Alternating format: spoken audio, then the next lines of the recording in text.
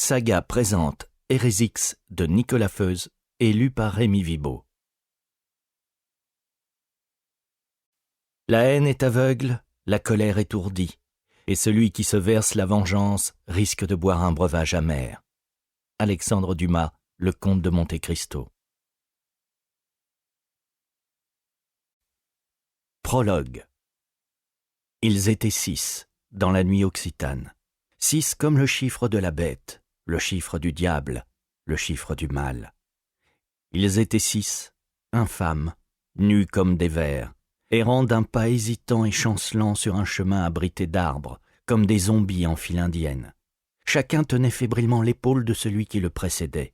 Leurs pieds nus foulaient l'asphalte encore tiède de la journée caniculaire. La pleine lune peinait à diffuser son éclat à travers le tunnel de verdure. Ils souffraient en silence, ils ne se plaignaient plus. Leur lamentation reviendrait. Elle s'était suspendue le temps d'atteindre le but qu'elle leur avait désigné pour le salut de leur âme corrompue. « Où sommes-nous » demanda le deuxième homme de l'étrange procession en plantant nerveusement ses ongles dans l'épaule du précédent, qui s'arrêta. Chacun des 5 autres fit de même, veillant à ne pas lâcher le compagnon d'infortune qui se trouvait devant lui. Les cigales s'étaient tues depuis longtemps, mais le silence de la nuit était rompu. De l'eau s'écoulait en continu, une rivière, une chute ou des rapides. « Nous sommes au bord de l'Hérault » répondit le guide.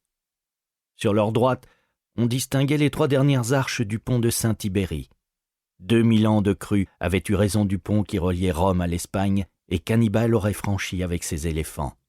En amont du fleuve, un moulin à blé immémorial dessinait une ombre inquiétante entre l'eau et la forêt. « Courage !» reprit le guide. « Je reconnais les lieux. Ce n'est pas le moment de flancher, le village n'est plus très loin. Elle nous a promis que nous trouverions de l'aide dans l'église. » La touffeur n'était pas retombée, et pourtant il était 22 heures tapantes lorsque les cloches de la tour Renaissance commencèrent à sonner le glas. En entendant la première volée, la petite foule en uniforme quitta la place Saint-Sauveur pour se diriger pesamment vers l'abbatiale. À l'écart de leurs collègues, un policier consolait une gendarme en pleurs. L'ambiance était aussi lourde que la chaleur. On enterrait l'une des leurs. L'église de Saint-Tibéri présentait la particularité de n'avoir jamais été achevée faute d'argent. On n'avait même pas commencé la nef. Sur les plans, au 16e, la tour de l'abbatiale devait être le clocher. Au pied du campanile éclairé, on devinait l'amorce d'un portail par lequel le policier et la gendarme quittèrent discrètement la place pour disparaître dans les ruelles du village. Tous les autres s'amassèrent dans le chœur et le transept, où les places assises étaient rares. Ceux qui n'en avaient pas trouvé se campaient debout, le regard sombre, dans leur uniforme d'apparat. Les larmes, la colère et l'incompréhension marquaient les visages. Le curé, le père Barthès, était venu de Florensac, le village voisin, à main gauche en direction d'Agde. Il se partageait entre les 2 paroisses. Quand l'église fut pleine et silencieuse, il toisa la foule et prit la parole brusquement. Comme chaque fois qu'il était à Saint-Tibéri, il souhaita la bienvenue à sa manière, en racontant l'église. Ces murs dont la légende assure qu'ils renferment le trésor des Templiers ou celui des Cathares, qu'il aurait mis en sécurité après la chute de Montségur. Les nuques bien nettes des gendarmes dodelinaient patiemment. Le père Barthès y eut un assentiment et rappela l'histoire du Romain Tibérius, le fils du gouverneur d'Agde, converti à la religion chrétienne et persécuté, puis mis à mort sous Dioclétien dans un petit bois au bord de l'Hérault, devenu une étape des pèlerins de Saint-Jacques de Compostelle. Après sa mort, précisa le prêtre, on avait attribué à Tibère des pouvoirs miraculeux, dont celui de guérir les malades mentaux. Sans transition, ayant posé le contexte, le père Barthès décida de commencer à parler de la victime.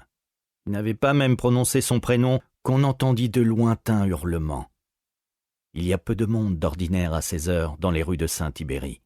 Le village est calme, trop éloigné de l'effervescence des stations balnéaires pour intéresser les touristes. Sur la place du marché, l'unique bar attire une pincée de Saint-Tibériens et jamais à ces heures. Les hurlements se rapprochaient de l'abbatiale. Les gendarmes et les policiers se regardèrent. Certains se levèrent et se dirigèrent vers la sortie. Ils furent stoppés dans leur élan par les 2 pans du portail qui s'ouvraient. 6 hommes pénétrèrent l'un derrière l'autre dans le lieu saint. Dans l'église bondée, il y eut un sourd grondement, une rumeur et même un cri d'effroi. « Aidez-nous, par pitié !» supplia le premier de la procession en tombant à genoux, les bras en croix. Les larmes coulaient de son unique œil valide. L'autre n'existait plus. Il n'y avait qu'une orbite vide et une plaie béante. Des coulures de sang séché souillaient la partie gauche de son visage. Avec son unique œil grand ouvert, il était nu. Les 5 autres l'étaient aussi. Mais ils avaient eu moins de chance que lui. On leur avait crevé les 2 yeux. Tous les 6 avaient le nez tranché au ras du visage. Et tous les 6 portaient sur la poitrine les mêmes lettres de sang, gravées au couteau dans la chair à vif. Hérésiques. Tuez-les tous. Chapitre 1. Elle était fine et musclée, un corps athlétique, le physique d'une coureuse de fond, petits seins et hanches étroites. Ses faux ongles se plantaient dans la chair du type qu'elle chevauchait sensuellement. La longue chevelure blonde dansait au rythme des mouvements. Le bassin ondulait d'avant en arrière, décrivait des cercles, montait, descendait. Serge Valadier se raidit et mit un râle. Elle s'écarta en évitant de croiser son regard. Il s'essuya longuement dans les draps. « Comment tu m'as dit que tu t'appelais déjà ?»« Sandy. »« Faudra changer de pseudo si tu veux bosser pour nous, ma belle. Des Sandy, il y en a déjà trop sur le marché, c'est ringard. » Elle se leva et se dirigea vers le hublot de la péniche. Valadier lorgna son cul, beaucoup trop plat à son goût. Les clients n'aimeraient pas non plus. « Tu sais te servir de ta chatte et de ta bouche, c'est déjà pas mal, » commenta-t-il en poète. « Mais il y a quelques retouches à faire. Tu connais un bon chiro ?» Elle sourit tristement sans se retourner. Derrière la petite vitre ronde, elle ne regardait pas Béziers sur sa colline. On disait que la ville était, avant Marseille, la plus vieille cité de France. Eux parlaient du plus vieux métier du monde. « C'est toi qui paieras ?» demanda-t-elle. « Eh, quoi encore ? On veut bien avancer le fric pour te refaire une beauté, mais ça reste ton cul et tes seins. Tu nous rembourseras avec l'argent des premières passes. Et sans intérêt. Je suis bon prince. » Valadier se leva péniblement, traîna sa panse jusqu'à une table, sortit de l'argent du tiroir et balança 50 € au pied de Sandy. Elle regarda le billet orange sur la moquette sale, mais ne s'abaissa pas à le ramasser. « C'est tout ? Un acompte, ma belle. Tu ne m'as pas encore tout offert de toi. Je t'ai dit non. » « Non. » Il éclata d'un rire mesquin, s'approcha d'elle et glissa une main entre ses fesses. Elle se crispa, il le sentit. « Non ?» répéta-t-il comme s'il attendait qu'elle change d'avis. « C'est un mot qui n'existe pas dans le langage du Toulousain, tu le comprendras très vite. Dis-toi que tu as de la chance qu'il m'ait délégué ton entretien d'embauche. Avec lui, ton joli petit trou de balle ressemblerait déjà à un chou-fleur. Et certains clients ne sont pas plus tendres que lui. Il faudra que tu apprennes à te détendre. Ils paient pour une prestation et ils attendent d'en avoir pour leur argent. Une pute qui n'accepte pas la sodomie, c'est comme un restaurant étoilé qui refuse de servir un premier cru. Ça n'existe pas. » Elle sentait le ventre moite de Valadier dans le creux de ses reins et le début d'une érection. Il tenait la forme, le salaud. Sandy n'avait plus 20 ans. Il était difficile de lui donner un âge. Mais le type aurait largement pu être son père. Elle eut un haut-le-cœur. Tandis que les doigts boudinés du proxénète la fouillaient sans ménagement, elle fixa entre ses larmes une famille de canards dans les eaux sombres du canal du Midi, près de la berge opposée. La péniche était amarrée à proximité du pont-canal, moins d'1 kilomètre à l'est des 9 écluses de Fonserane.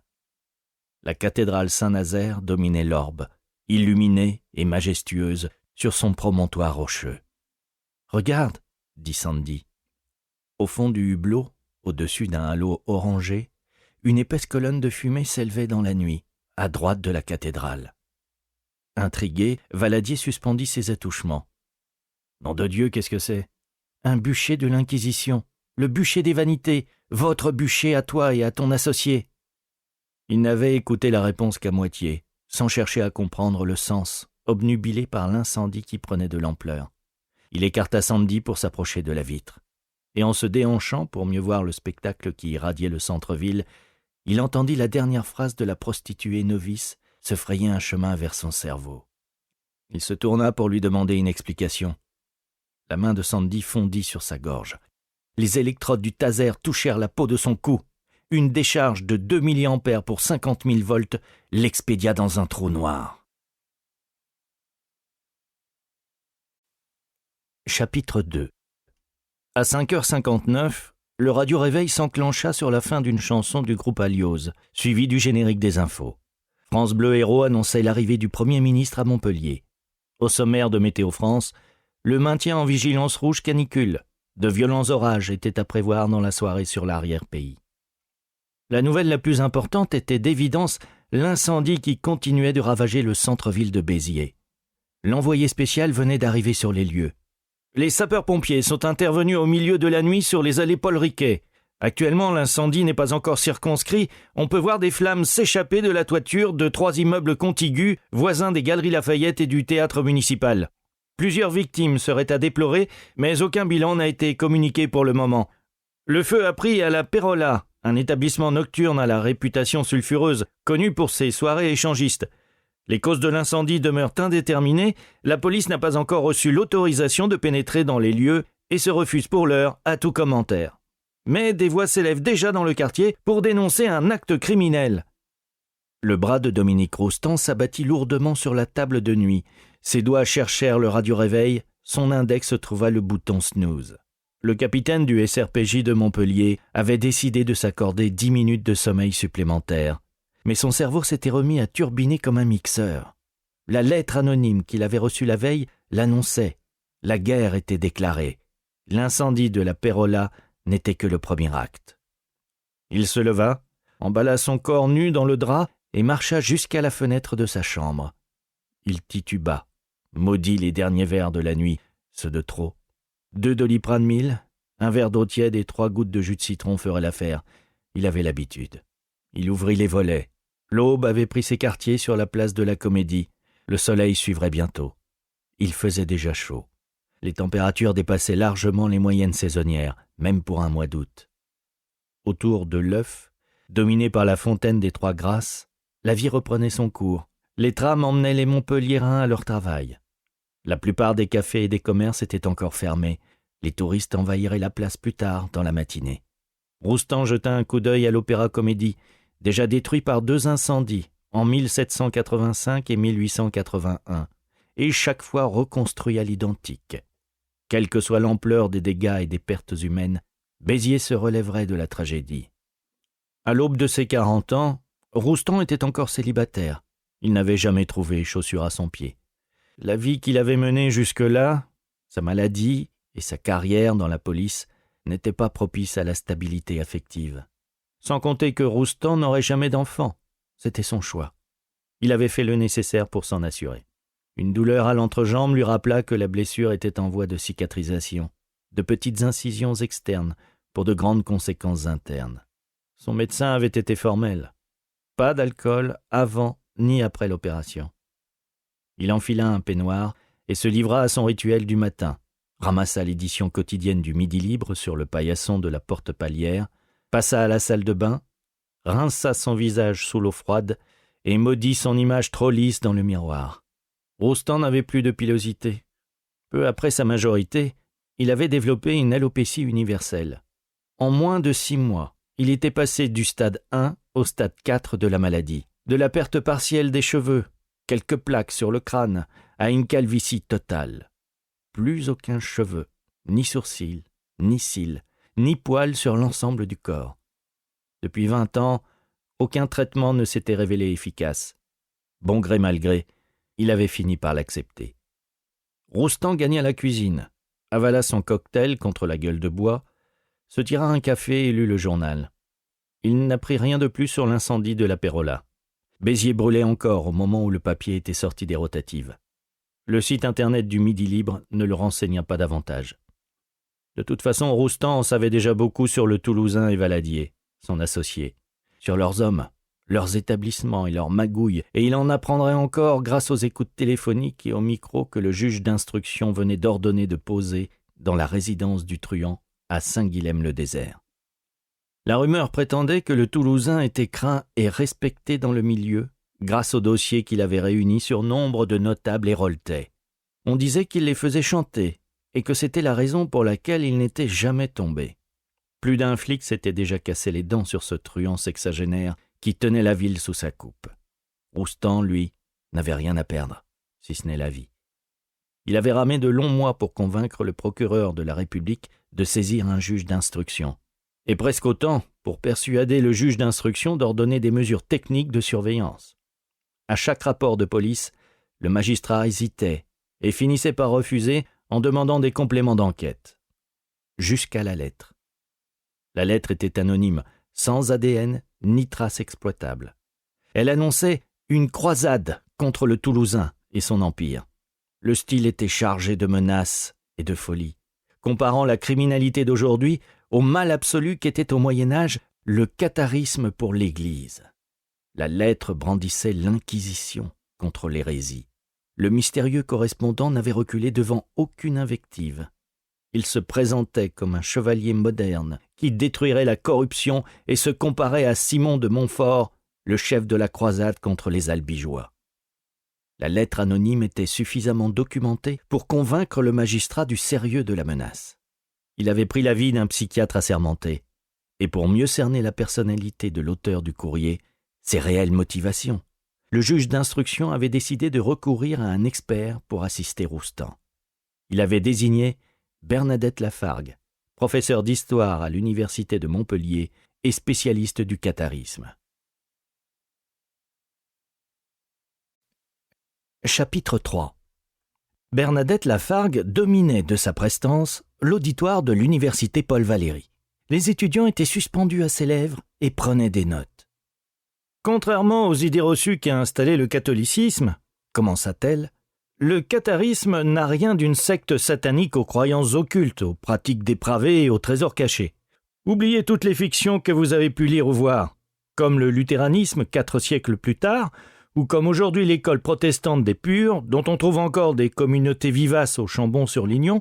Le catharisme est une approche renouvelée de la religion chrétienne, l'amorce d'un long courant réformateur destiné à répondre à l'inertie et à l'intransigeance papiste.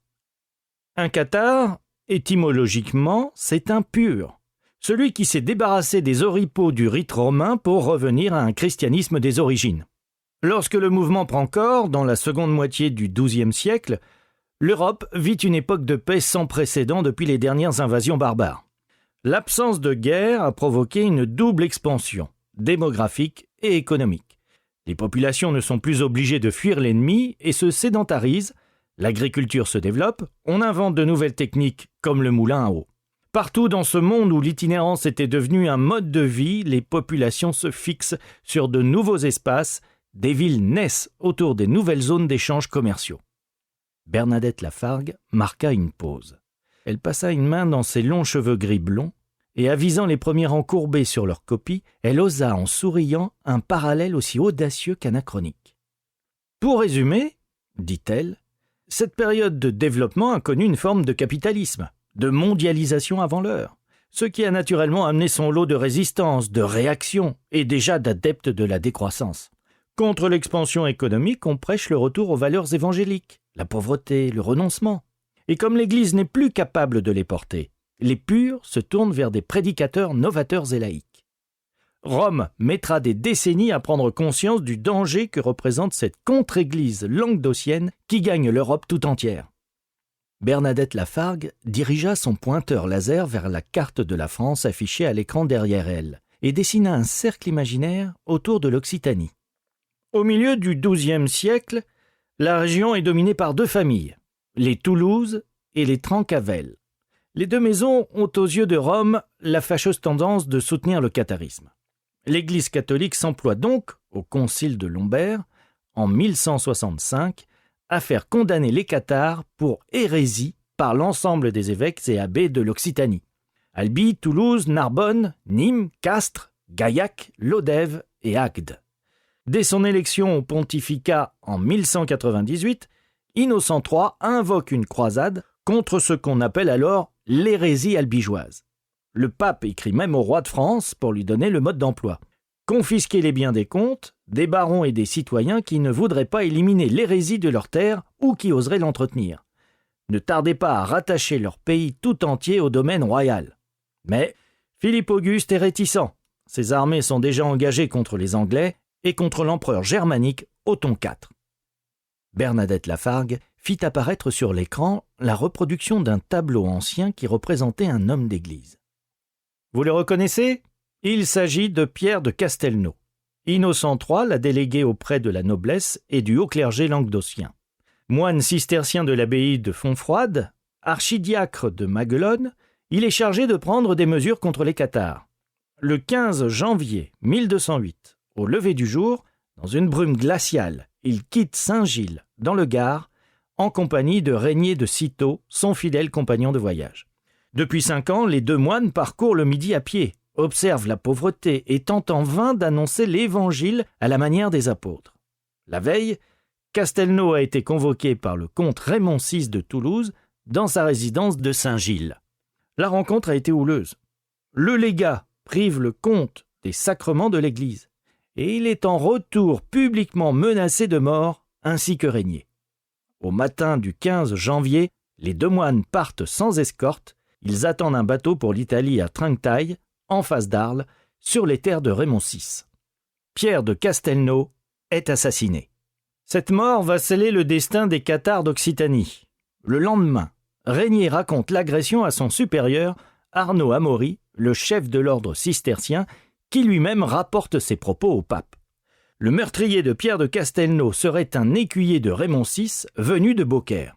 La vérité est probablement différente, mais elle n'intéresse désormais personne. Le roi a accepté le principe de la croisade contre le comte de Toulouse. Forte de 20 000 hommes, la grande armée descendit la vallée du Rhône et finit par rallier à sa cause le comte de Toulouse qui se rendit de justesse. Terrifié par la concrétisation de la menace, Raymond VI accepta de s'humilier publiquement à Saint-Gilles pour faire amende honorable, en confessant artificiellement l'assassinat de Pierre de Castelnau. Privés de leur cible principale, les croisés fondirent sur les fiefs de Raymond-Roger Trencavel, vicomte de Carcassonne, d'Albi et de Béziers. Et Béziers fut la première à subir les foudres de Dieu. Chapitre 4. Trouvez qui a fait ça à Béziers. Le Toulousain fulminait dans le grand salon de sa résidence de Saint-Guilhem-le-Désert. Il tournait en rond, trimballant sa carcasse bedonnante d'un fauteuil à l'autre, s'arrêtant devant chacun de ses lieutenants et les fixant de ses yeux noirs. L'un après l'autre, il baissait le regard, aussi confus que meurtri de ne pouvoir lui fournir une réponse. Il savait, quand le patron était hors de lui, qu'il pouvait à tout instant perdre le contrôle. D'autres avant eux n'étaient plus de ce monde pour en témoigner. Le Toulousain s'arrêta devant le fauteuil vide de son associé. « Où est Serge ?» aboya-t-il. Un courageux rompit le silence après quelques secondes. « Je l'ai vu quitter la Pérola hier soir avec une nouvelle. Il a dû l'emmener à la péniche. »« Ça n'excuse pas son retard !» Maugréant dans sa barbe poivre et sel de 3 jours, le Toulousain fit quelques pas et se planta devant la grande baie vitrée, tournant le dos à ses hommes. Les vieilles pierres de la luxueuse villa conservaient la fraîcheur à l'intérieur. Le soleil matinal brûlait déjà la terrasse et le jardin. Le Toulousain pouvait se vanter d'habiter la plus belle maison du plus beau village de France. Saint-Guilhem-le-Désert est enchâssé dans une petite vallée aux confins du Massif central. On y arrive par le pont du Diable et les gorges de l'Hérault. La petite cité médiévale suit la déclivité du terrain le long du Verdu, un ruisseau qui prend sa source dans le cirque du bout du monde. Des montagnes escarpées encerclent le village, et au premier coup d'œil, on comprend pourquoi les habitants de Saint-Guilhem sont nommés les Sautarocs, les Sautes-Rochers. Le tout est dominé depuis un pic rocheux par le château du Géant, ainsi nommé depuis qu'un géant et une pie ont pris possession des ruines et terrorisent les habitants. On dit du château qu'il fut au siècle dernier le refuge de braconniers, dont la police vint difficilement à bout. La villa du Toulousain était en amont du village, là où les touristes ne vont jamais. Elle se fondait parfaitement dans le paysage et respectait l'architecture du site, même si, pour quelque commodité, le propriétaire des lieux avait dû graisser certaines pattes. Il avait pu se l'offrir à la sueur des filles qu'il exploitait depuis de nombreuses années. Le commerce du sexe était florissant dans l'Hérault, tout spécialement en haute saison dans les stations balnéaires, Cap d'Agde en tête. Le Toulousain avait imposé un quasi-monopole sur cette activité et ceux qui se risquaient à le concurrencer sur son territoire disparaissaient sans laisser de traces. Nardi m'a dit hier soir qu'une de ses filles aurait reçu une proposition intéressante de ceux de Montpellier. Nardi était le diminutif de Bernard Monge, le gérant de la Pérola, donné pour victime de l'incendie. Le Toulousain se tourna vers son lieutenant. Il a précisé de quelle équipe ? Celle de Michel. Michel Fournéron était l'ancien associé du Toulousain. Il s'était quitté froidement une vingtaine d'années auparavant suite à la disparition d'une adolescente de la région. Depuis, ils se toléraient, tant et aussi longtemps que chacun respectait le territoire de l'autre. Michel n'est pas fou. Il sait que tout ce qui est à l'ouest de Montpellier est à moi. Son territoire du bord de mer s'arrête à Frontignan. S'il a des envies d'expansion, il n'a qu'à se tourner vers l'est et la Camargue. Il risquerait une guerre ouverte avec ceux d'Arles et de Nîmes. Le Toulousain fusilla son homme du regard. « Ce n'est pas mon problème. Je doute sérieusement que Michel me considère comme moins dangereux qu'eux, ou alors il a complètement perdu la tête. Es-tu sûr d'avoir bien compris ? J'interrogerai la fille pour autant qu'elle n'ait pas péri dans les flammes elle aussi. Je m'en fous, fais-lui cracher le morceau. » Il regarda ses lieutenants les uns après les autres. « Et interrogez aussi toutes les autres greluches. Quartier libre quant à la méthode. Je veux savoir qui me chie dans les bottes. Et si les soupçons se confirment, collez au basque de ce connard de Fournéron. Ne le lâchez pas d'une semelle. Observez ses habitudes et à la première occasion, amenez-le-moi. » Depuis son bureau du SRPJ de Montpellier, Roustan n'avait rien perdu de la conversation. Le nom de Fournéron était de nouveau sur l'échiquier, et ce n'était pas pour lui déplaire. Pas plus que la perspective d'une bonne petite guerre des gangs. Un grand coup de pied dans la fourmilière des acteurs du sexe tarifé, de la drogue, de la corruption et du blanchiment d'argent de l'héros. « Ça va comme tu veux, Dom ?» demanda à Roustan un collègue qui s'apprêtait à quitter les locaux avec un sac de sport. Roustan se laissa aller en arrière sur sa chaise, posa ses mains sur sa nuque et lui sourit. « On ne peut mieux. Tu viens courir avec nous ? Pas aujourd'hui. » Son collègue lui sourit en retour. « Tu nous sers la même réponse depuis ton arrivée ici. 2 ans déjà. Tu devrais faire un peu de sport, tu sais. Ça aère l'esprit et je te jure que les dossiers semblent plus légers l'après-midi. »« Je n'en doute pas, » répondit Roustan. « Mais aujourd'hui j'ai une bonne excuse. Je me suis fait charcuter les... » Il allait dire Rouston, mauvais jeu de mots que son nom de famille lui valait depuis ses premières années d'école. « Enfin, je vais pas te faire un dessin, » conclut-il. « Je vois. Une prochaine fois alors. »« C'est ça, une prochaine fois. Salut !» Roustan le regarda s'éloigner. Le sport n'était pas son fort, et il ne tenait pas plus que ça à voir ses collègues sous la douche. À moins que ce soit l'inverse. Il se murmurait dans les couloirs du SRPJ que Dom était réticent à exposer son corps glabre aux yeux de tous. Il se redressa, regarda sa montre, puis rédigea un bout de rapport sur ses découvertes. Le réseau du Toulousain prenait de l'ampleur sur les murs de son bureau. Contacts, ramifications, numéro de téléphone. Établissement public sur toute la côte du département. Nous espérons que vous avez apprécié cet aperçu. Pour continuer à écouter ce livre audio sur Google Play Livres, utilisez le lien dans la description de la vidéo.